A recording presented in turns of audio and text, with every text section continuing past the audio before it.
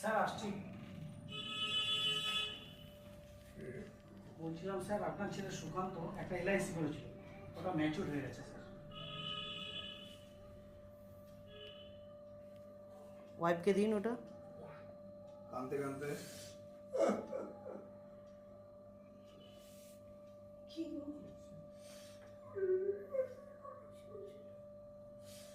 ওগো, আমরা ওকে কত অপমান করেছি, জানি জানি জানি কত দুঃখ দিয়েছি। জানি ছেলেটা আমাদের ভবিষ্যতের জন্য।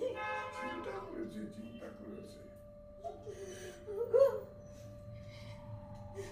দেখে দাও তোমার কাছে, তোমার কাছে দেখে দাও। আসছি বলে বেরিয়ে যাও ভোলাদা। আসছি স্যার। সবই আমার অদৃষ্ট। স্যার সবই আমার